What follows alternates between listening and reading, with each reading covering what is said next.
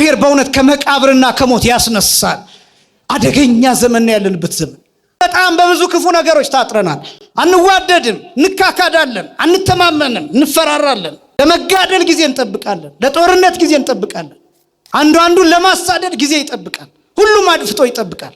ያንዳንዱ ሰው አይምሮው ላይ ሞት አለ፣ ልቡ ውስጥ ጨለማ አለ፣ ልቡ ውስጥ ቂም አለ፣ ልቡ ውስጥ በቀል አለ፣ ልቡ ውስጥ ምቀኝነት አለ፣ ልቡ ውስጥ ቅናት አለ። ጊዜ ይጠብቃን ያለ መፈንዳት።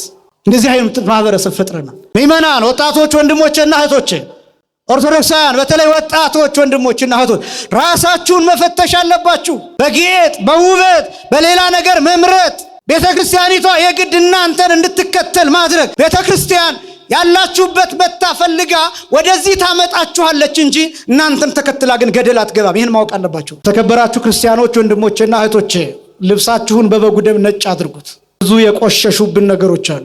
ለጸበል እየተሰለፍን ለስጋው ደግሞ ማንሰለፍ ምን ነው? መቁረብ ካልቻልን ራሳችንን ለክርስቶስ መስጠት ካልቻልን ልብሳችን ካልታጠበ ካልተዘጋጀን የሰማዕትነት ጥቅሙ ምንድን ነው? በብዙ ነገሮች በዘረኝነት በቋንቋ በብሔር በበላይነትና በበታችነት ስሜት የቆሸሹ ልብሶች አሉን። እነሱን እንጠባቸው። ማንነታችን ወደ ጌታ እናቅርበው። ስጋውን ደሙን ኃይል የሆነውን ሕይወት የሆነውን ጥበብ የሆነውን የቤዛነት ኃይል የተጨመረበትን ስጋውን ደሙን እንቀበል። በተለይ በዚህ ዘመን ሰው መራጮች ነን። ከሰባኪ መርጠን፣ ከዘማሪ መርጠን፣ ከህንፃ መርጠን፣ ከቦታ መርጠን፣ ከዲያቆን መርጠን፣ ከቄስ መርጠን፣ ከአውደ ምህረት ከመድረክ መርጠን፣ ከትምህርት መርጠን። በዚህ ምክንያት ብዙ ወንድሞቻችን እኮ ራሳቸውን እያጠፉ ነው። እንዴት መራራት ያቅተናል? እንዴት መተዛዘን ያቅተናል? ብዙ ሰው ቤቱን ዘግቶ ራሱን ያጠፋን፣ በገመድ ሲጥ ያደርጋል፣ ራሱን ያንጠለጥላን፣ ከ10ኛ ከ12ኛ ፎቅ ራሱን ይወረውራል፣ ይፈጠፈጣል። ለምን እንደዚህ እንደሆነ ታውቃላችሁ? መፍትሄ መሆን አልቻለም።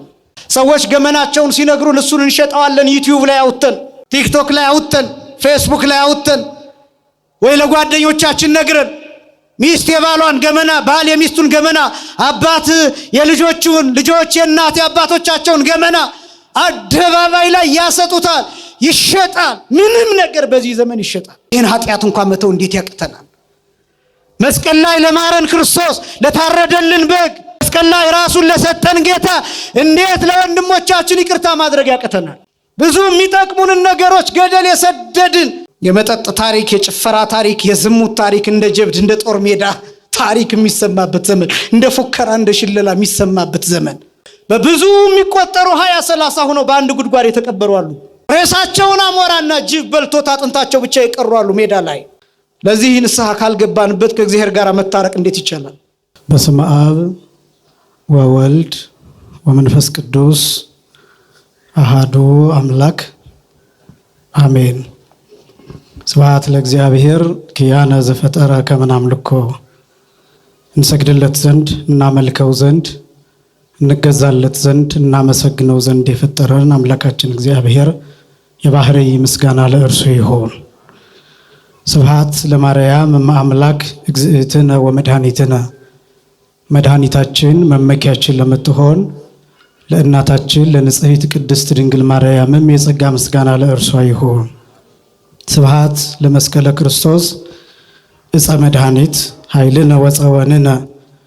ኃይላችን፣ አምባችን፣ መጠጊያችን፣ ጋሻችን ለሚሆን በቀራንዮ ለተተከለ መድኃኒት ለሚባል ለክርስቶስ መስቀልም የጸጋ ምስጋና ለእርሱ ይሁን። ክቡራን የእግዚአብሔር ልጆች፣ አባቶች፣ እናቶች፣ ወንድሞችና እህቶች እንዲሁም ሕፃናት ሁላችሁም በኃያሉ በልዑል እግዚአብሔር ስም እንደምን ዋላችሁ? እንደምን አመሻችሁ? አምላካችን እግዚአብሔር በዚህ ዕለት በዚህ ሰዓት በዚህ ቅዱስ ስፍራ ተገኝተን ቅዱስና ሕያው ዘላለማዊ የሆነውን ቃሉን እየሰማን እንድንባረክ እንድንቆይ ስለረዳን ስሙ ለዘላለም የከበረ የተመሰገነ ይሁን። የሊቃውንት አምላክ የምስጢር ባለቤት የቅዱሳን ፈጣሪ አባቶቻችን አምላክ እግዚአብሔር በመካከላችን ተገኝቶ ምስጢርን ጥበብን እንዲገልጥልን የእርሱ ቅዱስ ፈቃድ ይሆንልን። ለተወሰኑ ደቂቃዎች የምንማማርበት የትምህርት ርዕስ ልብሳቸውን አጥበው በበጉ ደም አነጹ በሚል ርዕስ ይሆናል። ቃሉ በራእየ ዮሐንስ ምዕራፍ 7 ቁጥር 14 ላይ የሚገኝ ኃይለ ቃል ነው። በምን ዙሪያ ላስተምር ብዬ በውስጤ ብዙ ተጨንቄያለሁ። ስለ ጉባኤያት ስናስብ በምናገለግልበት አጥቢያ አብያተ ክርስቲያናት ብቻ ሳይሆን በሩቅ ባሻጋሪ እያየን ከምንሳሳላቸውና ከምንጸልይላቸው ጉባኤያት አንዱ ይሄ ጉባኤ ነው። ወጣቶች መምህራንና ወጣቶች ሰባክያን ያሉበት በተደራጀ በተቀናጀ ፍጹም ትጋትና መንፈሳዊነት ባለበት መልኩ ጉባኤ የሚዘጋጅበት አንዱ ቦታ ይሄ ነው። ምናልባት አንዳንድ ነገሮችን በእጃችን ስንይዛቸው ወርቅ የሆኑ ነገር ግን ኩበት የሚመስሉ ነገሮች ሊኖሩ ይችላሉ። ማስተዋልና በጥንቃቄ መያዝ ይገባል። እንዲህ አይነት ጸጋ፣ እንዲህ አይነት መሰባሰብ፣ እንዲህ አይነት ህብረት፣ እንዲህ አይነት አንድነት በጸሎት እንዲጠበቅ ይገባል እና እዚህ ጉባኤ ላይ አዲስ አበባ ውስጥም ያሉ ሌሎች ክፍለ ሀገርም ያሉ መምህራን ሊቃውንት እዚህ አውደ ምሕረት ላይ ቆመዋል። ብዙ ትምህርት ተሰጥቷል እና የተጨነኩት ብዙ መምህራን ስላስተማሩ ያ ሁሉም መምህራን ያስተማሩትን ትምህርት ትይዙታላችሁ ብዬ ባላስብም ግን ለአክብሮት ትምህርት እንዳይደጋገም እና ምናልባትም ያው ሰዎች ስለሆንን እንዳንሰለች በሚል ምን አይነት ትምህርት ባስተምር ይሻላል እያልኩ ስጨነቅ ነበር። አስቀድሜ ትናንትም ከዛ በፊትም ያስተማሩትን መምህራን እሱንም ቪዲዮአቸውን ስመለከት ነበር እንዳልደግም። አንዳንድ ሐሳቦች ወቅታዊ ሲሆኑ ሁሉም መምህራን ሁሉም ሰባክያን ያንኑ እያነሱ ያስተምሩና ይህንን ትናንት መምህር ገሌ አስተምሮታን ብለን ልባችንን ቀዝቀዝ አድርገን ለቃሉ ቦታ መስጠት እንተዋለን። በዛ ምክንያት ስለምናከብራችሁ እንጠነቀቃለን። ስለዚህም ይህንን ርዕስ ራእየ ዮሐንስ ላይ ምዕራፍ 7 ቁጥር 14 ምናልባትም በተደጋጋሚ የተሰማ እንኳን ቢሆን በተወሰነ መልኩ ማስተዋልም ስለሚገባን ከእግዚአብሔር ቃል ውጪ መሆንም ስለማንችል በዚህ ርዕስ ዙሪያ በጣም ጥቂት ነገሮችን ብቻ እንመለከታለን። ይሄ ራእየ ዮሐንስ የሚባለው መጽሐፍ በተለይ ደግሞ በዚህ ዘመን በስፋትና በብዛት መነገር፣ መነበብ፣ መሰማትና መደመጥ፣ መተንተንና መተርጎም የሚገባው ክፍል ነው። አሁን ወቅቱ ላይ ነው። ትክክለኛ ወቅቱ ላይ ነው ያለነው። ያለንበት ዘመን የዓለም ፍጻሜ የዓለም መጨረሻ የደረሰ እስኪመስል ድረስ ነገ እስኪመስል ድረስ የምንሰማቸው ነገሮች ጆሮን ጭው የሚያደርጉ ናቸው። ራእየ ዮሐንስ ለነዚህ ጊዜያት ተመድቦ ለክርስቲያን ጆሮዎች ብቻ ሳይሆን ለዓለም አቀፍ ፖለቲካ ተንታኞች ሳይቀር ምቹ የሆነና መጪውን ጊዜ ማሳየት የሚችል መጽሐፍ ነው። ይሄ መጽሐፍ ከሌሎቹ ቅዱሳት መጽሐፍት ልዩ የሚያደርገው የተለየ ብቃትን የሚጠይቅ አንዳንድ ጊዜ ትህትናን የሚጠይቅ አላውቅም ማለትን የሚጠይቅም ጭምር ነው ይሄ መጽሐፍ። ለምንድን ነው እንደዛ የሚሆነው? በጊዜ ሂደት የሚተረጎም እየተኖረ የሚታወቅ እየደረሰ የሚታወቅ እያየነው የሚታወቅ እየሰማነው የሚታወቅ በአይናችን እያየነው የሚታወቅ በክስተት የሚታወቅ በተግባር የሚታወቅ በተጨባጭ የሚታወቅ በመሆኑ በጣም ብዙ ሐሳብን ይጠይቃል። ራእየ ዮሐንስ በብዙ ስሞች ይታወቃል። የምስጋና መጽሐፍ፣ የተስፋ መጽሐፍ፣ የሰማይ መስኮት መጽሐፍ፣ የድል መጽሐፍ፣ የመላእክት መጽሐፍ፣ የዘላለም ሕይወት መጽሐፍ፣ የምስጢር መጽሐፍ፣ ረቂቅ መጽሐፍ እየተባለ በብዙ አይነት ስያሜዎች ይታወቃል። ይህንን ራእይ የተመለከተ ወንጌላዊ ቅዱስ ዮሐንስ ነው። ቅዱስ ዮሐንስ ወንጌላዊ ለመጨረሻ ጊዜ ያየው ራእይ ይሄ መጽሐፍ ብቻ ነው። ከ5 መጽሐፎች ውስጥ የመጨረሻ የጻፈውም ይህን መጽሐፍ ነው። ያየውም ይህንን ራእይ ነው። ቅዱስ ዮሐንስ ወንጌላዊ ይህንን ራእይ ካየ በኋላ ተሰውሯል። እግዚአብሔር ወደሚያውቀው ስፍራ ተወስዷል። ይህንን ራእይ ለማየት ቅዱስ ዮሐንስ ወንጌላዊ አጠቃላይ ዕድሜው 95 ዓመታትን ወስዶበታል። ዕድሜው ከጌታ መከራ በኋላ ግን 70 ዓመታትን አሳልፏል ይህንን ራእይ ለማየት። ቅዱስ ዮሐንስ ወንጌላዊ ብዙ አልቅሷል። የእኛ ሊቃውንት ሲገልጡ 70 ዓመት ቁጹረ ገጽ ሆኖ የኖረ ብለው ይገልጡታል። ቁጹረ ገጽ ማለት ፊቱ የቋጠረ ፊቱ የተቋጠረ ማለት ነው። ለ70 ዓመታት አንድ ቀን ስቆ አያውቅም። እያለቀሰ እንባውን ጨርሶ ደም አልቅሷል። ደሙን ጨርሶ እጅ አልቅሷል። ከዛ መጨረሻ ሊጠራ ሲል ይህን ራእይ ሲያይ ቆዳው ከአጥንቱ ጋር ተጣብቆ ነበር። በምድር ላይ ይኖር እንጂ ቅዱስ ዮሐንስ ወንጌላዊ ይኖር የነበረው በሰማይ ነበር። በዚሁ በራእዩ ክፍል ላይ መልአክ እንዳይሰግድለት ሲያስጠነቅቀው ትመለከታላችሁ። አንድ ጊዜ አይደለም 2 ጊዜ። ይሄ የሆነበት ምክንያት ስለ 2 ምክንያት ነው። አንደኛው ዮሐንስ ከመላእክት ደረጃ ደርሶ ስለነበረ በዚህ ምክንያት እንዳትሰግድልኝ ብሎ ከልክሎታል። ምክንያቱም ዮሐንስ በስጋ ሆኖ ከመላእክት ጋር ግን ያኔ እኩል ነበር። አንደኛ። ሁለተኛ እንዳይሰግድለት ያስጠነቀቀው መልአኩ ያሳየው የነበረው የዘላለምን ሕይወትን ነው። ያ የዘላለም ሕይወት እኛ በምስጋና የምንኖርበት፣ ከመላእክት ጋር የምናመሰግንበት፣ ዙፋኑን የምንዞርበት፣ ብርሃን የሚጎርፍበት የሚፈስበት፣ ፍቅር የሚታደልበት፣ ማስተዋል የሚጨምርበት፣ ሐዘንና እንባ የሚቀርበት የሚታበስበት፣ የፊት መጨማደድና መጎሳቆል የሌለበት፣ በቁመትና በእውቀት በትምህርት ደረጃ የማንለያይበት፣ ጾታ የማይለይበት፣ ይሄ ቅዱስ ይሄ ጻድቅ ይሄ ሌላ ተብሎ የማይለይበት፣ ሁሉም በየደረጃው የሚያመሰግንበት ስፍራ ነው ያ ቦታ።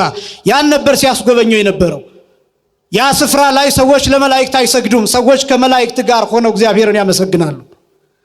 ያ ስፍራ፣ ያ ሕይወት፣ ያ ዘመን፣ ያ ጊዜ፣ ያ የዘላለም ሕይወት፣ ያ ብርሃን፣ ያ የፍቅር ፏፏቴ፣ ያ የልቡና ፏፏቴ፣ ቋንቋ የማይለይበት፣ ልሳን የሌለበት፣ የነፍስ ቋንቋ ብቻ ያለበት፣ ቅዱስ ቅዱስ ቅዱስ የሚለው ምስጋና እንደ ባህር የምንዋኝበት እንደ ውቅያኖስ የሚታይበት ያ ምስጋና የምናመሰግንበት ያ ጊዜ ላይ እገሌ ለነገሌ ይሰግዳሉ የሚባልበት ሕይወት አይደለም። ያ ሕይወት ያን ሕይወት እያስጎበኘው ስለሆነ እንዳትሰግድልኝ ተጠንቀቅ ብሎ ያስጠነቀቀው ለዚያ ነው። ቅዱስ ዮሐንስ ያን ሕይወት አይቷል። የተለየ ነው። ወንጌላዊ ቅዱስ ዮሐንስ የጌታን መከራ በልቡናው ስሎ በአይምሮው ስሎ 70 ዓመታት እያሰበ እያለቀሰ በጌታ ፍቅርና መከራ እየተሰቃየ ኖሯል ወንጌላዊ ቅዱስ ዮሐንስ። ያ ራእይ የተገለጠው ለዮሐንስ ወንጌላዊ ብቻ ነው። ያልጻፋቸው ራእዮች አሉ። በዚሁ በራእዩ የተቀመጠ እንዳትጽፈው አትመህ አስቀምጠው የተባሉ በዳንኤልም በቅዱስ ዮሐንስ ወንጌላዊም ታይተው ግን ታትመው ተዘግተው የተቀመጡ ራእዮች አሉ። የተጻፈልን በጣም ጥቂት ነው። ይሄን የምናገረው መጽሐፍ ቅዱሱን ስትገልጡ ትህትና እንዲኖራችሁ ነው። የቅዱሳንን መጽሐፍት ስታነቧቸው ትህትና እንዲኖራችሁ ነው። ያልተገለጡ ብዙ አሉ። በልባቸው ያሉ ብዙ አሉ። በአይምሯቸው ያሉ ብዙ አሉ። ከዚያ ውስጥ እጅግ ከባድ የሚባለው የመጽሐፍ ክፍል ይሄ ክፍል ነው። ራእየ ዮሐንስ ነው። ራእየ ዮሐንስ በ3 ክፍሎች የተከፈለ ነው። በዋናነት አንደኛው የመጀመሪያው ከምዕራፍ 1 ጀምሮ እስከ ምዕራፍ 4 ያለው ነው። ሁለተኛው ከምዕራፍ 5 ጀምሮ እስከ ምዕራፍ 19 ድረስ ያለው ነው። ሶስተኛው ክፍል ከምዕራፍ 20 ጀምሮ እስከ መጨረሻው ድረስ ያለው ክፍል ነው። 3 ዋና ክፍሎች ናቸው ያሉት፣ ዋና የሚባሉ ክፍሎች። በውስጡ በጣም ብዙ ንዑሳን ክፍሎች አሉ። እኔም ማሳያችሁ አሁን በርዕስነት ያነሳሁት ከምዕራፍ 5 ጀምሮ እስከ ምዕራፍ 19 ድረስ ባሉት የሚቃኝ ነው። ከምዕራፍ 5 ጀምሮ እስከ ምዕራፍ 19 ድረስ ያለው የሚበዛው ምዕራፍ የሚመሰረተው በአንድ የታተመ መጽሐፍ ነው። በ7 ቁልፍ የተዘጋ መጽሐፍ። በዚህ መጽሐፍ ነው መሰረት የሚያደርገው። የራእየ ዮሐንስ ሴንትራል ሜሴጅ የተቀመጠው እዚህ መጽሐፍ ላይ ነው። የራእየ ዮሐንስ ብቻ ሳይሆን የሐዲስ ኪዳን ዋና ማዕከላዊ ጭብጥ ሐሳብ የሚባለው በዚህ በታተመ በ7 ቁልፍ ወይም ማህተም በተዘጋ መጽሐፍ ላይ የተመሰረተ ነው። ሐዲስ ኪዳኑን ማወቅ ከፈለጋችሁ ይሄ መጽሐፍ ስለ ሁሉም ነገር ይናገራል። ይሄ የታተመው መጽሐፍ ይሄ የታተመው መጽሐፍ ስለ ብሉይ ኪዳን ይናገራል። ይሄ የታተመው መጽሐፍ ስለ አዲስ ኪዳን አጠቃላይ ይናገራል። ይሄ የታተመው መጽሐፍ አሁን ስላለንበት ዘመን ይናገራል። ይሄ የታተመው መጽሐፍ እስከ ዓለም ፍጻሜ ድረስ ስለሚሆነው ነገር ይናገራል። በዚህ አጭር የደቂቃ ስብከት ይህንን ሁሉ ታውቁታላችሁ ማለት አይደለም፣ ግን መስማት ግን አለባችሁ። ደጋግማችሁ መስማት ግን አለባችሁ። ይሄ የታተመ መጽሐፍ በ7 ቁልፎች በ7 ማህተሞች የተዘጋ መጽሐፍ ነው። ቅዱስ ዮሐንስ ራእየ ዮሐንስ ምዕራፍ 5 ላይ የሚጀምረው ራእዩን በሰማይ ሲመለከት አንድ ብርቱ መልአክ እየጮኸ ቅዱስ ዮሐንስን ይቀሰቅሰዋል።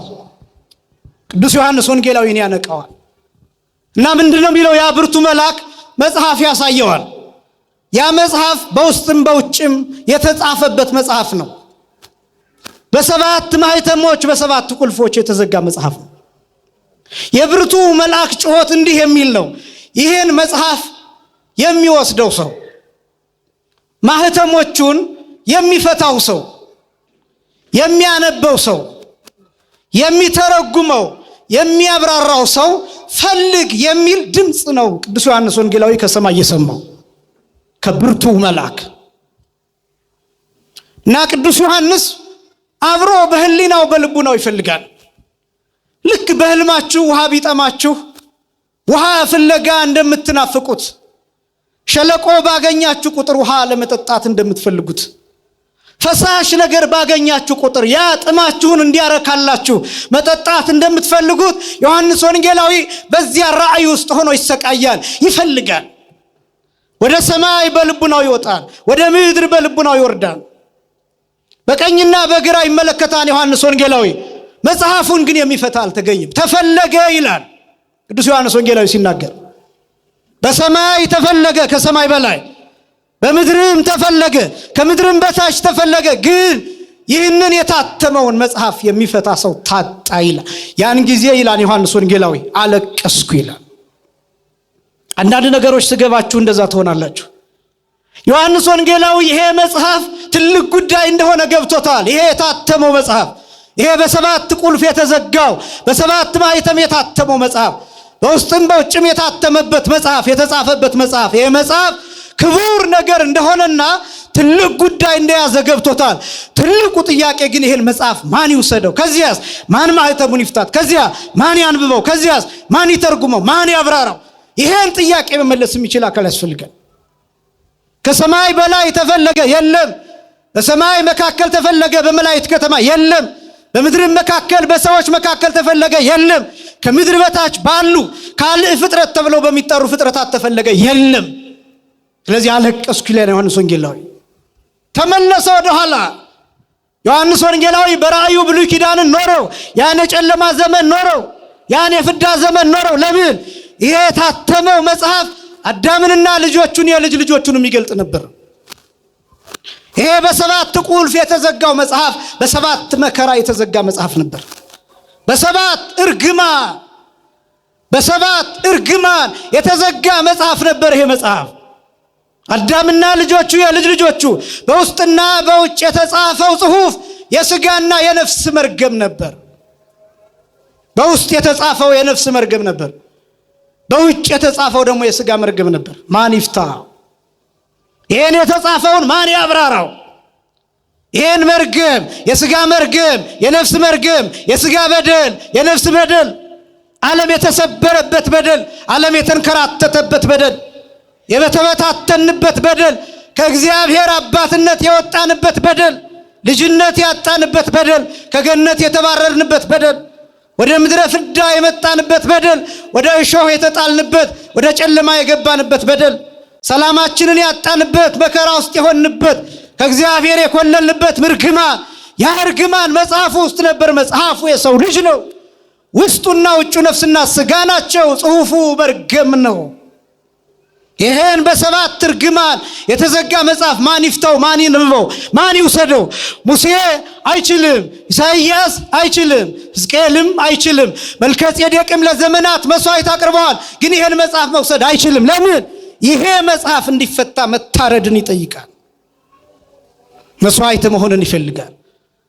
ዮሐንስ ይሄ ገብቶታል።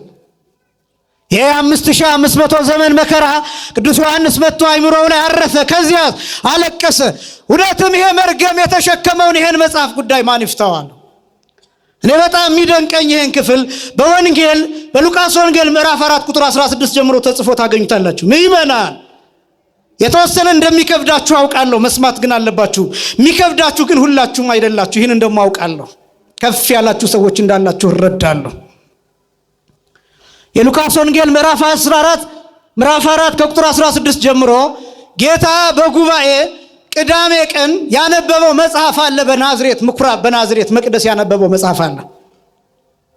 ይሄ መጽሐፍ በሰባት ማኅተም የተዘጋ መጽሐፍ ነው።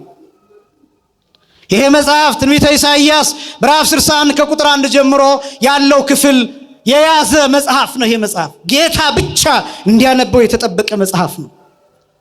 መሲህ ብቻ እንዲያነበው የተጠበቀ መጽሐፍ እና ጌታችን እንዳስለመደ ይላል ወደ ምኩራቡ ሄደ ይላል።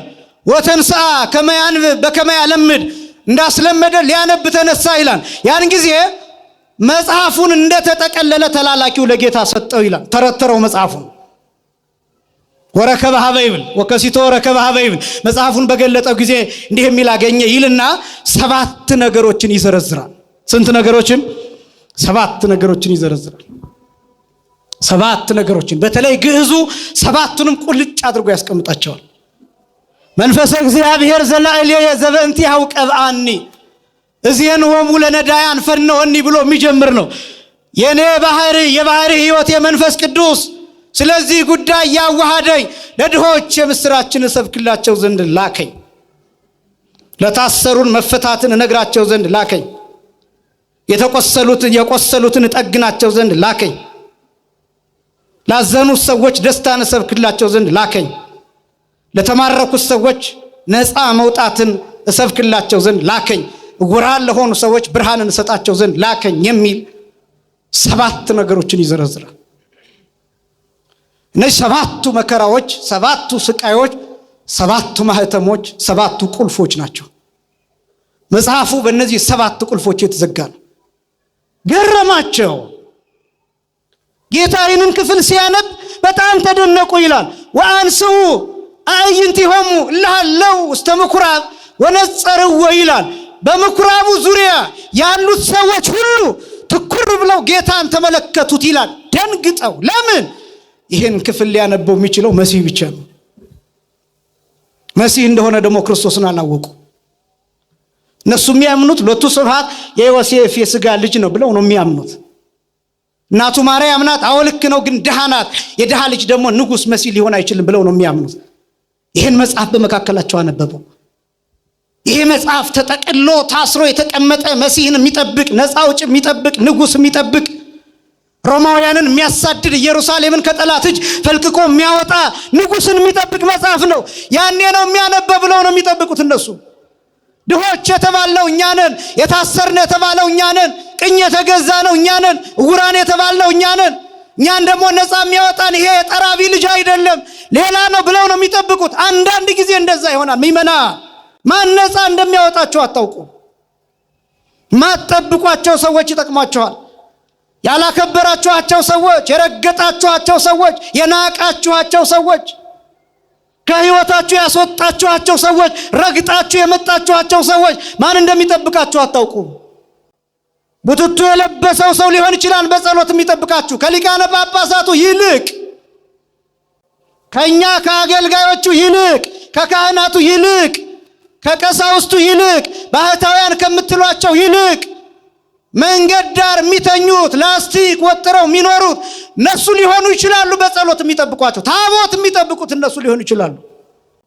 ቤተክርስቲያንን የሚጠብቋት ትውልድ የሚጠብቁት እነሱ ሊሆኑ ይችላሉ። ሰው የተባለውን ሁሉ አክብሩ። ማን ነፃ እንደሚያወጣቸው አታውቁም። ነፃ ያወጣቸው ያሳደዷት የማርያም ልጅ ኢየሱስ ክርስቶስ ነው። ክብርና ምስጋና ለአምላካችን ይሁን። ነፃ ያወጣቸው ራቁቱን መስቀል ላይ የሰቀሉት ጌታ ነው። ነፃ ያወጣቸው በሐሰተኛ ምስክር ርቃኑን መስቀል ላይ የሰቀሉት ጌታ ነው። መስቀል አሸክመው እንዲደፋ ያደረጉት ጌታ፣ በበረት የተወለደው ጌታ፣ ከእንግዳ ማደሪያ ስፍራ ያባረሩት ጌታ፣ ገና ስትጸነስ ጀምሮ እናት አባቷን እያሳደዱ በምድረ በዳ እንድትወለድ ያደረጓት እናት እመቤታችን፣ ከዚያስ በኋላ ጽንስት ሆና ጌታን በማህፀኗ ተሸክማ ማደሪያ ስላልነበራቸው ስፍራ ስላልነበራቸው ተብሎ በግርግም እንድትወልድ የተገደደችዋ ሴት ነፃ እንዲወጡ ነፃ አውጪውን የሰጠቻቸው እሷ ናት። የናቋት በሀገራችን እንግዳ ይከበራል። እንኳን የጸነሰች ሴት ስትመጣ ወንበር ለቆ ማስቀመጥ ይገባል። መንገድ ማቋረጥ አይገባም። ምክንያቱም በማህፀኗ በሆዷ ትውልድ ተሸክማለች፣ ሰው ተሸክማለች። ማክበር ይገባል። አንዳንድ ማህበረሰብ ሲያረጅ እንኳን ማክበር ይቅርና ሴት ማህፀኗን ሰንጥቆ ጽንሱን ያወጣል። ማህበረሰብ ያረጃል። በነገራችን ላይ ማህበረሰብ ለውጥ አለው፣ ኢቮሉሽን አለው። ማህበረሰብ ያረጃል፣ ማህበረሰብ ያድጋል፣ ማህበረሰብ ይታደሳል፣ ማህበረሰብ ይለወጣል፣ ማህበረሰብ ዝቅ ይላል፣ ማህበረሰብ ከፍ ይላል። አሁን እኔና እናንተ ያለንበት ዘመን ወዴት እንደሆነ አላውቅም እንጂ የምንለወጠው ከአንድ ማህበረሰብ ወደ ሌላ አይነት ማህበረሰብ ሽፍት እያደረግን እንደሆነ ይሰማኛል። ወደ ሌላ አይነት፣ ወደ አውሬነት ይሁን ወደ መላክነት ይሁን እሱን አላውቅም፣ መገመት ይከብዳል። ግን በጣም በብዙ ክፉ ነገሮች ታጥረናል። አንዋደድም፣ እንካካዳለን፣ አንተማመንም፣ እንፈራራለን። ለመጋደል ጊዜ እንጠብቃለን፣ ለጦርነት ጊዜ እንጠብቃለን። አንዱን ለማሳደድ ጊዜ ይጠብቃል። ሁሉም አድፍጦ ይጠብቃል። ያንዳንዱ ሰው አይምሮው ላይ ሞት አለ፣ ልቡ ውስጥ ጨለማ አለ፣ ልቡ ውስጥ ቂም አለ፣ ልቡ ውስጥ በቀል አለ፣ ልቡ ውስጥ ምቀኝነት አለ፣ ልቡ ውስጥ ቅናት አለ። ጊዜ ይጠብቃን ያለ መፈንዳት። እንደዚህ አይነት ማህበረሰብ ፈጥረናል። የአይሁዳውያን ማህበረሰብ ክርስቶስ በመጣበት ዘመን አንዱ የነበረው ችግር ምን እንደሆነ ታውቃላችሁ? ሰው መግፋት፣ የማያውቁትን ሰው መግፋት፣ ማሳደድ በጣም ከባድ ጠባይ ነበር። እመቤታችን ጸንሳለች፣ ጌታን በማህፀኗ ተሸክማለች። ግን እሳ ቦታ አስቀድሞ ሊሰጣት የሚገባው እንደው የጌታ እናት መሆኑን ተውትና ለጸነች ሴት አልነበረምን? ስለጸነሰች ብቻ የጌታ እናት መሆኗን ስላላወቁ ነው እንበል። የአምላክ እናት መሆኗን ስላላወቁ ነው እንበል። አምላክ በማህፀኗ እንዳለ ስላላወቁ ነው እንበል። ግን ምንም ይሁን ይቺ ሴት ስለጸነሰች ብቻ ከማንም አስቀድሞ ቦታ ስፍራ አይገባትም ነበርን? አሳደዷት። ስለዚህ ግርግም ውስጥ ወለደች። በእንስሳት መካከል ወለደች፣ በበረት መካከል ወለደች፣ በአህዮች መካከል ወለደች። ምክንያቱም አሳደዋታል። ይሄ ብቻ አይደለም። የሚገርመው ከወለደች በኋላስ ልጇን ይዛ በግብፅ አሸዋ እንድትንከራተት ተፈረደባት። ለምን? ማህበረሰቡ አሁንም ለመቀበል ፈቃደኛ አይደለም። የናቋት ሴት፣ ያሳደዷት ሴት ወይን ክርስቶስን፣ ህብስት ክርስቶስን መስቀል ላይ ተሰቅሎ የሚያድነንን ነፃ አውጪውን መሲህ ወለደች። ክብርና ምስጋና ለአምላካችን ይሁን። የናቃችሁት ሰው የትኛው ሰው ነፃ እንደሚያወጣችሁ አታውቁም። የትኛው ሰው እንደሚያድናችሁ አታውቁም። በተለይ በዚህ ዘመን ሰው መራጮች ነን። ከሰባኪ መርጠን፣ ከዘማሪ መርጠን፣ ከህንፃ መርጠን፣ ከቦታ መርጠን፣ ከዲያቆን መርጠን፣ ከቄስ መርጠን፣ ከአውደ ምህረት ከመድረክ መርጠን፣ ከትምህርት መርጠን። የእናንተ ምርጫ ስለሆነ ነው እኛ የመጣ ነው። እዚህ እንዲህ አይነት መምህራን ስለሌሉ አይደለም። የተለየ ወንጌል ስለምናስተምር አይደለም። የተለየ እውቀት ስላለንም አይደለም። አዲስ ሰዎች ስለሆንን አዋቂዎች ምናምን ከሰማይ የወረድን ስለሆንን አይደለም። እናንተ ስለምትመርጡ ነው እኛ የምንመጣው። መምህር የሚጋበዘው የተለያየ መምህር የሚጋበዘው የተለያዩ ጉባኤያት በተለያዩ ቀናት የሚሰሩት የእናንተን ምርጫ የእናንተን ፍላጎት ለመጠበቅ ተብሎ ነው። መራጮች ነን በብዙ መልኩ። የትኛው በመንፈስ ቅዱስ እንደሚነግረን አናውቅም። የትኛው ሰው በዚህ ዘመን ራሱ ክርስቶስ በአይሁድ ዘመን እንደነበረው አሁን ክርስቶስ የተቦጫጨቀ ልብስ መጥቶ ላስተምረን ቢል ዞር በል ብለን እናባረዋለን፣ እንዲያውም ቀጥቅጠን እንሰቅለዋለን። የዚህ አስተሳሰብ ደረጃ ደርሰናል። ምእመናን፣ ወጣቶች ወንድሞችና እህቶች፣ ኦርቶዶክሳውያን በተለይ ወጣቶች ወንድሞችና እህቶች ራሳችሁን መፈተሽ አለባችሁ።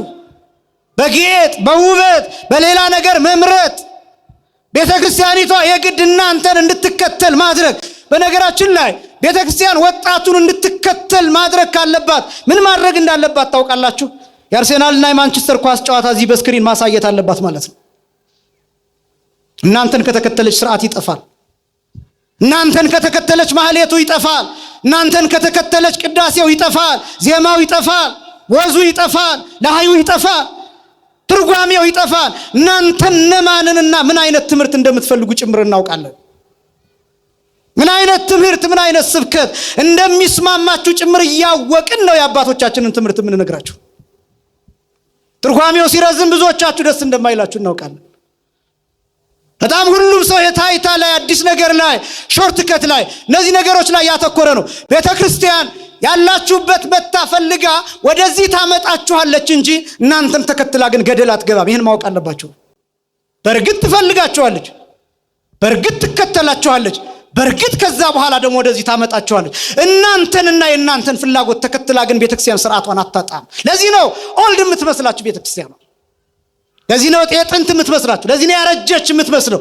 በእናንተ አንፃር ሌሎችን እየተናገርኩ ነው እንጂ እናንተን ለማለት አይደለም። እናንተማ እየመጣችሁ ነው፣ መልካም ነው። ያን ጊዜ አይሁዳውያን ክርስቶስን መቀበል አልፈለጉም። ከዛስ ምን አሉ? እንዴት ይሄን የትንቢት መጽሐፍ ሊያነብ ቻለ ብለው ሁሉም ተገረሙና ተመለከቱት። ጌታ መጽሐፉን ጠቀለለና ወሃቦ ለላይክ ይላል፣ ለተላላኪው ሰጠውና ጌታ ተቀመጠ ይላል። ሁሉም ግን አይናቸውን አንስተው ጌታን እየተመለከቱት ነበር። ከዛ ምን እንዳሉ ታውቃላችሁ? እንዴት ይሄ መሲህ ሳይሆን ለመሲህ የተቀመጠውን የመጽሐፍ ክፍል እንዴት አነበበ ሲሉ ጌታ በልባቸውን ያለውን ሐሳብ ያውቃን አምላክ ነውና እንዲህ አላቸው። የሚያስደነግጥ ቃል ነው። ይኸውም በጽሐ ቃለ ዝንቱ መጽሐፍ ወተሰልጠ ውስተ እዘኒክሙ አላቸው። እኔ በጣም ነው የሚገርመኝ ይሄ የመጽሐፍ ቃል ዛሬ አሁን በጆሮአችሁ በፊታችሁ በአይናችሁ ተፈጸመ አላቸው። ይሄኛው ደግሞ ሌላ አስደንጋጭ ቃል። ይሄን ትንቢት እንዲናገር ያደረገው ኢሳይያስን ራሱ ክርስቶስ ነው። ያስቀመጠውስ ራሱ ክርስቶስ ነው። ያነበበውስ ራሱ ክርስቶስ ነው። የተነገረውስ ለራሱ ለክርስቶስ ነው። የተረጎመውስ ራሱ ክርስቶስ ነው። በሰባቱ ቁልፎች የተዘጋ መጽሐፍ ነው። በሰባት ማህተሞች የታተመ መጽሐፍ ነው።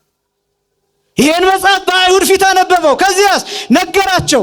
እኔ በጣም የሚያስፈራኝን ነገር ልንገራቸው። እዚህ ላይ የሉቃስ ወንጌል ምዕራፍ 4 ቁጥር 29 ላይ ጌታችን መድኃኒታችን ኢየሱስ ክርስቶስን ወደ ተራራ ወሰዱት ይልና ከመያጽድፍዎ ይላል፣ ገደል ሊሰዱት ይላል። በጣም ነው የሚያስፈራኝ። ሀገራቸው ተራራ ላይ የተሰራች ከተማ ናት፣ ዙሪያዋን ገደል ናት ይላል ትርጓሜያችን።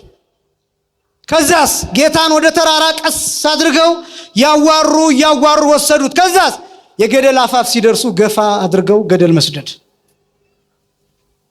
ተመልከቱትማ፣ ነፃ አውጪውን ገደል የሚሰድ ትውልድ ያ ትውልድ፣ መድኃኒቱን ገደል የሚሰድ ትውልድ ያ ትውልድ፣ መሲሁን ገደል የሚሰድ ትውልድ፣ በገደል የሚወረውር ትውልድ፣ እጁ ላይ ያለው መድኃኒት እሱን የሚያመክን ትውልድ፣ አማካኝ ትውልድ፣ አማሳኝ ትውልድ፣ አጥፊ ትውልድ፣ የማይቀበል ትውልድ። እንዲሁ አይሁድን ሁልጊዜ እንወቅሳለን እንጂ በዚህ ዘመንም በጣም ብዙ መድኃኒቶቻችንን የቀበርን ትውልዶች ነን።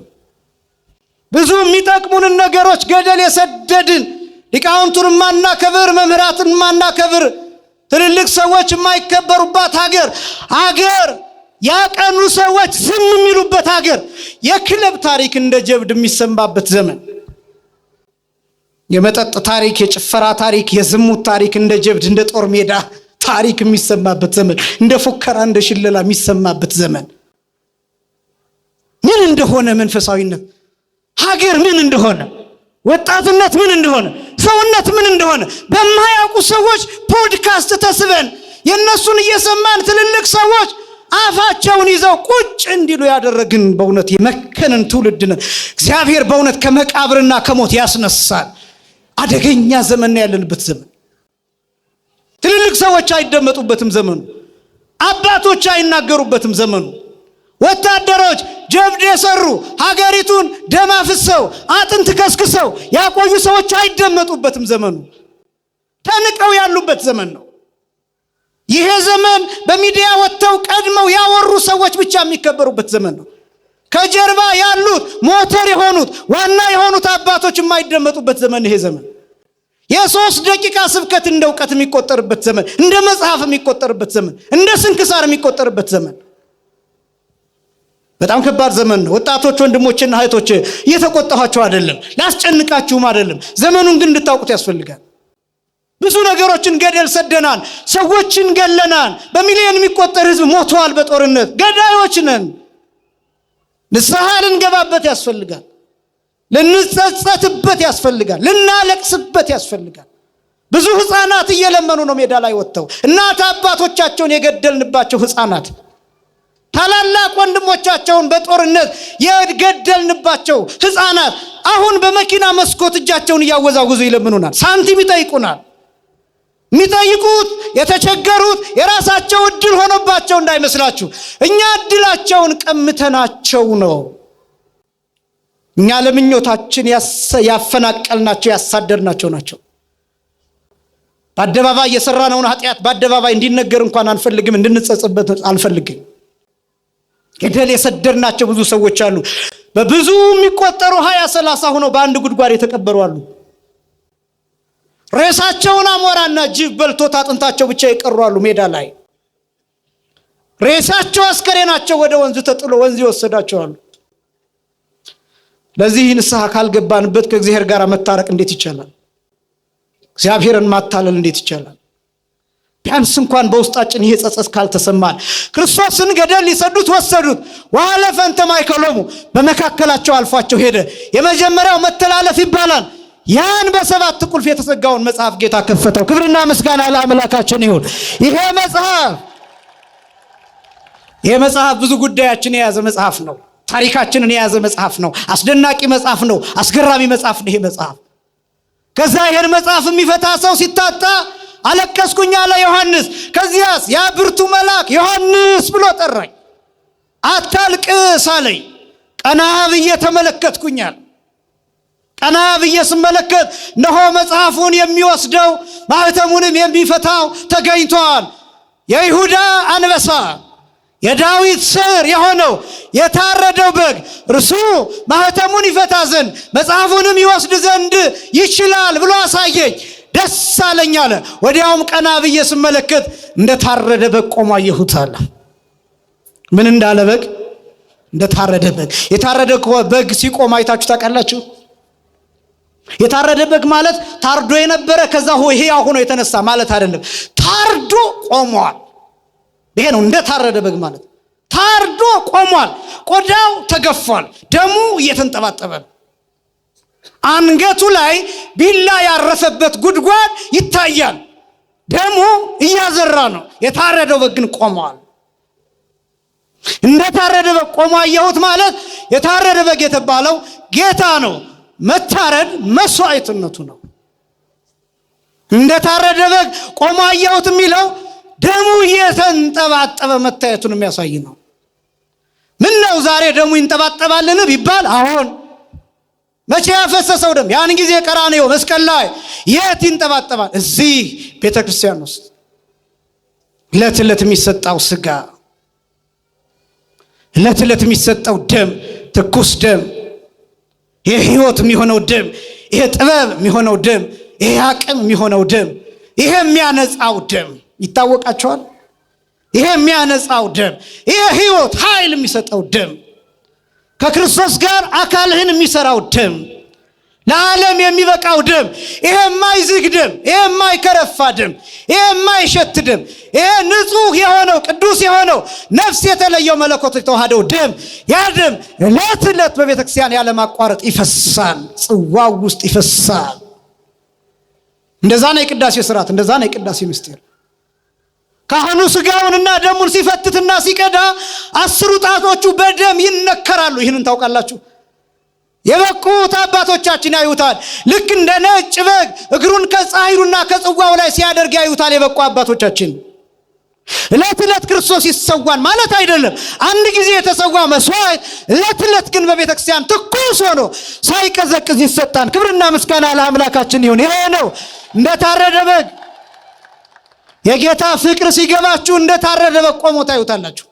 ይሄ ጌጥ አይደለም። ይሄ ህንፃ እንዲህ የምንሰራው ለጌጥ አይደለም፣ ለውበት አይደለም። በዚህ ህንፃ በኩል የታረደውን በግ ክርስቶስ እንድትመለከቱ ነው። እኛን እንድታዩ አይደለም። እኛን እንድታዩ አይደለም። ከኛ አልፋችሁ እኛ በምንነግራችሁ ቃል የታረደው ክርስቶስን እሱን እንድትመለከቱት ነው። እንደታረደ በግ ቆሞ አየሁት። ከዛስ እልፍ አእላፍ መላእክት 4 እንስሶች 24 ካህናተ ሰማይ ይልና በዙፋኑ ፊት ወደቁ ይላል። እንዲህ አሉ ይላል፣ መጽሐፉን ትወስድ ዘንድ ማኅተሙንም ትፈታ ዘንድ ይገባሃል ይሉና ምክንያቱን ያስቀምጣሉ። ታርደሃልና ይላል። ምን ብለሃልና? ይሄን ማኅተም ለመፍታት መታረድን ይፈልጋል። መታረድን ይፈልጋል። ደም ማፍሰስን ይፈልጋል። ዝም ብሎ መታረድ አይደል። ለምን መታረድ በሚል ቋንቋ እንደተገለጠ ታውቃላችሁ? የጌታ መከራ ታረደ ሲባል እኮ ሰይፍ አረፈበት ማለታችን አይደለም። ግን መታረድ ማለት ምን ማለት መሰላችሁ? በግ ከታረደ በኋላ ብልቱ ይወጣል። እያንዳንዱ አካል በቢላ ይለያያል። ኩላሊቱ ለብቻ፣ ጨጓራው ለብቻ፣ እግሮቹ፣ አጥንቱ፣ ቅልጥሙ ምናምን ለብቻ፣ አንገቱ ለብቻ፣ ጭንቅላቱ ለብቻ ይደረጋል። ለምን? በመታረድ ቋንቋ የክርስቶስ መከራ እንደተገለጠ ታውቃላችሁ? ክርስቶስ አካሉ ላይ ያላረፈ የመከራ አይነት የለም። ሁሉም አካሉ ላይ ምንም አይነት ስቃይ፣ ሁሉም አይነት ስቃይ አርፎበታል። ሁሉ ከራስ ጠጉሩ እስከ እግር ጥፍሩ ድረስ ድርሳነ ማህየዊ ይናገራል። ክርስቶስን የገረፉት ወታደሮች፣ ያሰቃዩት ወታደሮች 570 ወታደሮች ናቸው ይላል። ስንት ወታደሮች ናቸው? 570 ወታደሮች ናቸው። ወታደሮቹ አይሁዳውያን አይደሉም፣ እስራኤላውያን አይደሉም፣ ሮማውያን ናቸው። ምን ማለት ነው? አህዛብ ናቸው። ምን ማለት ነው? አይጾሙም፣ አይጸልዩም፣ አይሰግዱም፣ ስፖርት ይሰራሉ፣ እንደ ወታደር ይኖራሉ። ጡንቻቸው ጠንካራ ነው። ጨካኞች ናቸው። 570 ወታደር እያንዳንዱ ብዙ አይነት መከራ ክርስቶስ ላይ ያሳርፏል። እያንዳንዱ አሁንም ድርሳነ ማህየዊ የመከራውን ቁጥር ሲናገር 19125 የመከራ አይነት ተቀብሏል ይላል። 19125 ብር አይደለም፣ ሳንቲም አይደለም፣ የደሞዝ ቁጥር አይደለም፣ የመከራ ቁጥር ነው የነገርኳችሁ። 19125 የመከራው ዝርዝር ቁጥር አይደለም፣ የመከራው አይነት ነው የነገርኳችሁ። ክርስቶስ ወደ ሊቃነ ካህናቱ ሲሄድ በአለት እየተጎተተ ነው ሄደው። ይሄን ታውቃላችሁ? በአለት ጥሩ ቦታ ተፈልጎ ድንጋይ ያለበት ሹል ድንጋይ ያለበት ቦታ ተፈልጎ አንገቱ ላይ ገመድ ታስሮ መሬት ላይ ሲወድቅ ያውም በጀርባው አይደለም በአፍጢሙ ተደፍቶ በአለቱ እየተጎተተ እየተፈጠፈጠ ነው ወደ ሊቃነ ካህናቱ ሄደው። ደሙን አይጠርጉለትም ነበር። ደሙን አይጠርጉለትም ነበር። እንዳውም ፊቱን እየሸፈኑ ይፈቱት ነበር። ጭንቅላቱ ላይ በትር ያሳርፉበት ነበር። ተነበይ ለነ አንተ ክርስቶስ ከሆንክ ትንቢት ተናገር፣ ማን ነው የመታህ ይሉት ነበር። ፊቱን ከገለጡት በኋላ ምራቃቸውን ይተፉበት ነበር።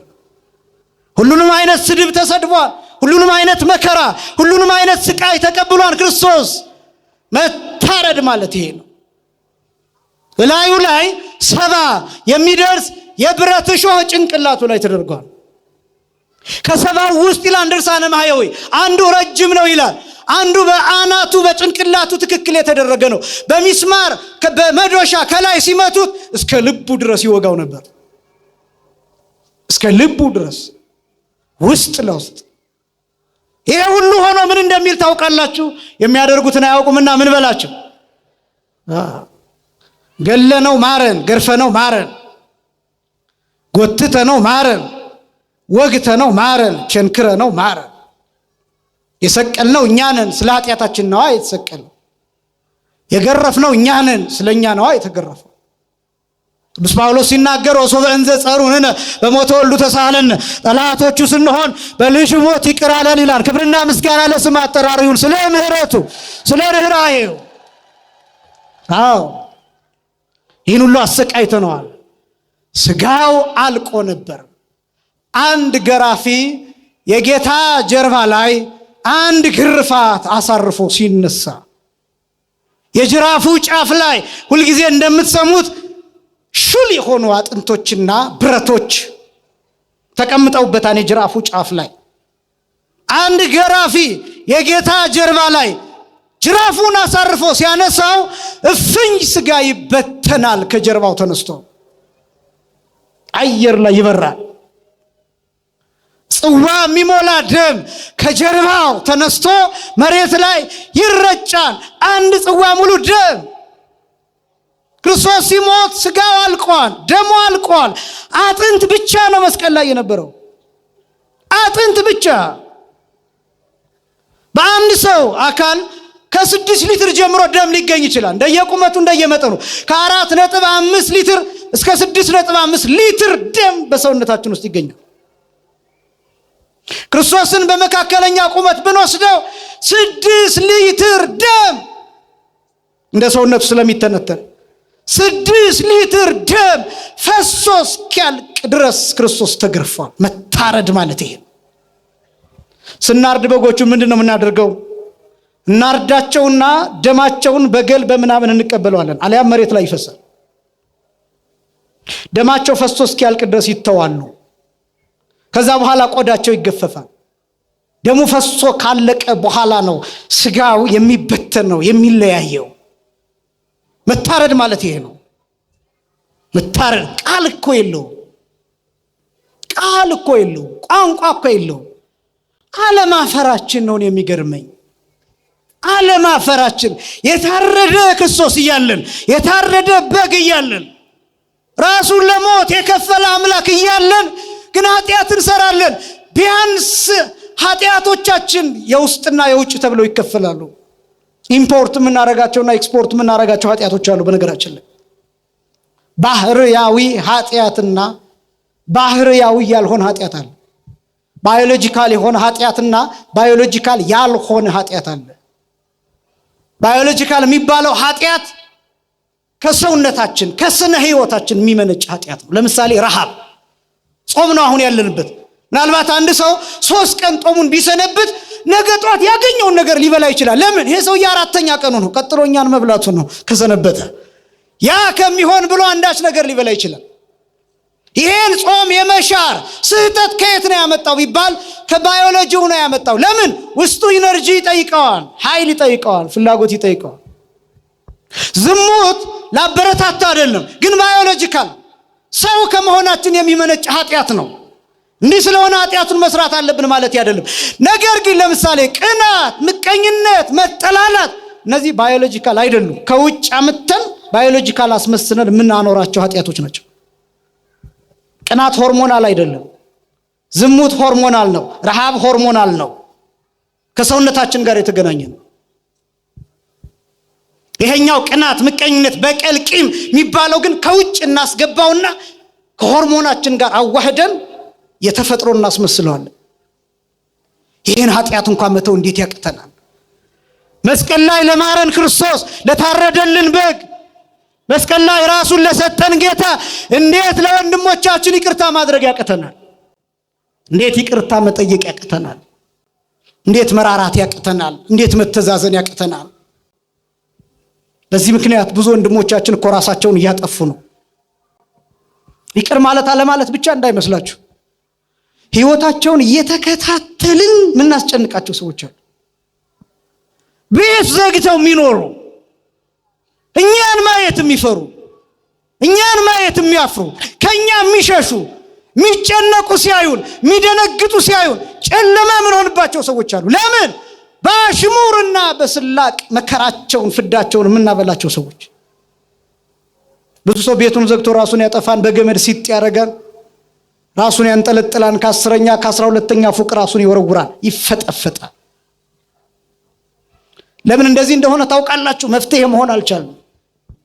ሰዎች ገመናቸውን ሲነግሩን እሱን እንሸጠዋለን። ዩቲዩብ ላይ አውጥተን፣ ቲክቶክ ላይ አውጥተን፣ ፌስቡክ ላይ አውጥተን፣ ወይ ለጓደኞቻችን ነግረን፣ ሚስት የባሏን ገመና፣ ባል የሚስቱን ገመና፣ አባት የልጆቹን፣ ልጆች የእናት የአባቶቻቸውን ገመና አደባባይ ላይ ያሰጡታል። ይሸጣል። ምንም ነገር በዚህ ዘመን ይሸጣል። ሰብዕና ይሸጣል፣ ክብር ይሸጣል፣ ማንነት ይሸጣል፣ ሞራል ይሸጣል፣ ብሔር ይሸጣል፣ ቋንቋ ይሸጣል፣ ሃይማኖት ይሸጣል።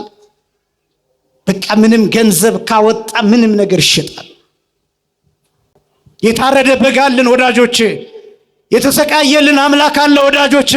ስለሱ ብለን ይቅር እንበል። ቅዱስ ጳውሎስ እንዲህ ይላል፣ ወሶበንዘ ጸሩንነ በሞተ ወልዱ ተሳሃለነ፣ እኛ ጠላቶቹ ስንሆን በልጁ ሞት ይቅር አለን ይላል። ምን ማለት መሰላችሁ? ገለነው ይቅር አለን ማለት ነው። ከእናንተ መካከል አድርገውና አንዱ ልጃችሁን ቢገልባችሁ ሰውየውን አንጠልጥላችሁ ትሰቅሉታላችሁ። አይበቃውም፣ ሰቅላችሁ በእሳት ታቃጥሉታላችሁ። አይበቃውም፣ አካሉን እንደ አመድ እንደ ትቢያ አየር ላይ ትበትኑታላችሁ። በልጃችሁ ሞት ማንንም ይቅር አትሉም። እግዚአብሔር በክርስቶስ ሞት በልጁ ሞት ነው ይቅር ያለ። ገለን የታረደ በግ ማለት ይሄ ነው። እነዚህ 5ቱ ማህተሞች መፈታት ጀመሩ። 7ቱ ማህተሞች። እነዚህ 7ቱ ማህተሞች ሲፈቱ የተከሰቱ ነገሮች አሉ። እኔ አንዱን ብቻ ነው የማሳያችሁ፣ ግን አንድ ነገር ብቻ ልንገራችሁ። በጣም ብዙ ትርጉሞች አሉት። በጣም ብዙ ትርጉሞች። አንዱን ብቻ ላስታውሳችሁና እኔ የማሳያችሁ 6ኛው ማህተም የተፈታው ላይ ነው ርዕሴ። የመጀመሪያው ማህተም ምን እንደሚያሳይ ታውቃላችሁ? ዓርብንና ሐሙስን 2ቱን ቀኖች የሚገልጡ ናቸው ማህተሞቹ። የመጀመሪያው ትርጉም ብዙ ትርጉሞች አሉት እንዳልኳችሁ፣ ግን የመጀመሪያው ትርጉም ዓርብንና ሐሙስን ወይም የሐሙስን ሌሊትና የዓርብን ቀን ሰዓታት የሚያሳዩ ናቸው 7ቱ ማህተሞች። የመጀመሪያው የሐሙስ ምሽት 3 ሰዓት፣ ሁለተኛው የሐሙስ ሌሊት 6 ሰዓት፣ ሶስተኛው የሐሙስ ሌሊት 9 ሰዓት፣ አራተኛው የዓርብ ጧት፣ አምስተኛው የዓርብ ቀን 3 ሰዓት፣ ስድስተኛው የዓርብ ቀን 6 ሰዓት፣ ሰባተኛው የዓርብ ቀን 9 ሰዓት። እነዚህ ሰዓታት ናቸው 7ቱ ማህተሞች። 7ቱ ማህተሞች ሲፈቱ እያንዳንዳቸው የተከሰተ ነገር አለ፣ የተከናወነ ነገር አለ። መዓት ነገር። የፈረሶችን አይነት ትመለከታላችሁ። ሐመር ፈረስ፣ አምባላይ ፈረስ የሚል ትመለከታላችሁ። ለምሳሌ 6ኛውን ፈረስ ብቻ ላሳያችሁ፣ 6ኛውን ማህተም ብቻ ላሳያችሁና ወደ ርዕሴ ልምጣ። 6ኛው ማህተም ማለት የዓርብ ቀን 6 ሰዓት ክርስቶስ የተሰቀለበት ሰዓት ነው። 6ኛው ማህተም የተፈታበት 6ኛው ማህተም ሲፈታ ይላል ራእየ ዮሐንስ ምዕራፍ 6 ቁጥር 12 ላይ ፀሐይ እንደ ማግ ጠጉር ጥቁር ሆነ ይላል። ምን ሆነ? ጥቁር ሆነ። ጨረቃም ይላል እንደ ደም ሆነ ይላል። ከዋክብት ይላል ነፋስ ሲመታው ፍሬውን እንደሚጥል በለስ መሬት ላይ ወደቁ ይላል። 6ኛው ማህተም ሲፈታ ይሄ 6ኛ ማህተም የተፈታበት ሰዓት ማለት ክርስቶስ 6ኛው ማህተም ለመፍታት መስቀል ላይ ያረፈበት ሰዓት። የሉቃስ ወንጌል ምዕራፍ 23 ቁጥር 44 ላይ የተገለጠው ወቀትሮ ጊዜ 6 ሰዓት ሞተ ፀሐይ፣ ቀትር ሲሆን 6 ሰዓት ላይ ይላል። ስንት ሰዓት ላይ? 6 ሰዓት ላይ ፀሐይ ሞተ ይላል። ፀሐይ ሞተ ይላል። ወጸልመ ኩሉ ዓለም ይላል። ዓለም በሙሉ ጨለማ ሆነ። ለምን? 6ኛው ማህተም የሚፈታበት ሰዓት። የትኛው ማህተም? የበለስ ፍሬ የተበላበት ማህተም። ገነቱ ውስጥ የበለሱ ፍሬ የተበላበት ማህተም፣ ሞት የመጣበት ማህተም፣ የዘላለም ርግማን የመጣበት ማህተም፣ የሰው ልጅ ከጸጋ ከብርሃን ተራቅቶ ራቁቱን ከገነት እንዲወጣ የተደረገበት ማህተም፣ ክርስቶስ ርቃኑን ከእንጨቱ ጋር የተጣበቀበት 6ኛው ማህተም የሚፈታበት ሰዓት። 6ኛው ማህተም። 7ኛው ማህተም ሲፈታ ይላል ምዕራፍ 8 ላይ ብታዩት እስከ ግማሽ ሰዓት ድረስ ዓለም ላይ ጸጥታ ሆነ ይላል። ያ ሰዓት ክርስቶስ የሞተበት ሰዓት ነው። ዝም ያለበት ሰዓት። ዝም ያለበት ሰዓት። ፍጥረት ጸጥ ያለበት ሰዓት።